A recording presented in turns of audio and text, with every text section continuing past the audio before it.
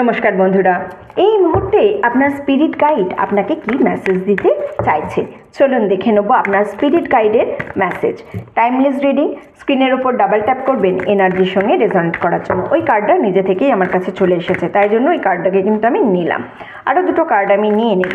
স্ক্রিনের ওপর ডাবল ট্যাপটা অবশ্যই করবেন, হ্যাঁ, কারণ ভিডিওর এনার্জির সঙ্গে যদি আপনি রেজোনেট না করেন না, তাহলে কিন্তু এই ভিডিওটা থেকে যে বার্তাটা আপনি পাবেন সেটা সঠিকভাবে আপনাকে গাইড করবে না। আগে বটম অফ দ্য ডেক দেখব। ইন্টেন্সিটি মানে খুবই এই মুহূর্তে আপনি বুঝতে পারছেন না এক্স্যাক্টলি কী করবেন। আচ্ছা, morality, adventure, let go and আমার কাছে আছে হচ্ছে কনসাসনেস। এই মুহূর্তে এই যে বললাম প্রথমেই আমার কাছে এসেছে ইন্টেন্সিটির কার্ড, মানে বটম অফ দ্য ডেক আমার কাছে আছে ইন্টেন্সিটির কার্ড।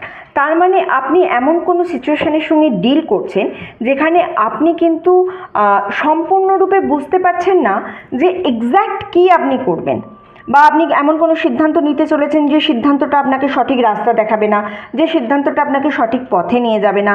আপনি আপনার মাইন্ডফুলনেসে নেই, মানে এই মুহূর্তে এক্স্যাক্ট কোন জিনিসটা আপনার জন্য সঠিক হবে, কোনটা আপনার করা উচিত, কোনটা আপনার করা উচিত নয়, আপনি সেই জায়গাতে নেই। এমন কোনো সিচুয়েশানে আপনি হয়তো আছেন যে সিচুয়েশানে আপনার মনে হচ্ছে যে আচ্ছা আমি কি এই জিনিসটাকে লেট গো করবো, নাকি আমি এই জিনিসটাকে ছেড়ে দেবো না, নাকি আমি এর বদলা নেব। ব্যাপারটা সেটা নয়, ব্যাপারটা বদলা নাকি বদল সেটা পরের কথা।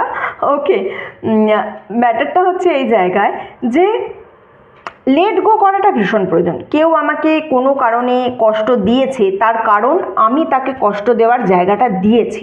নাহলে কেউ আমাকে কি করে নিয়ে খেলতে পারে, আমাকে নিয়ে কী করে কষ্ট দিতে পারবে কেউ, আমি যদি তাকে আমার সেই জায়গাটা না দিয়ে থাকি।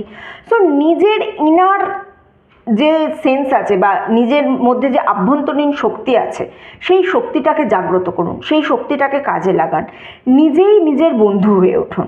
এবং যে শত্রুতা আপনার মনে হচ্ছে যে কেউ যদি আমার সঙ্গে শত্রুতা করে থাকে তাহলে আমি তাকে ছাড়বো না, আমি তাকে দেখে নেব, এই এনার্জি থেকে আপনাকে বেরিয়ে আসতে হবে। যদি আপনি এই এনার্জি থেকে বেরিয়ে আসেন তাহলে কিন্তু সেটা আপনার জন্যই ভালো হবে।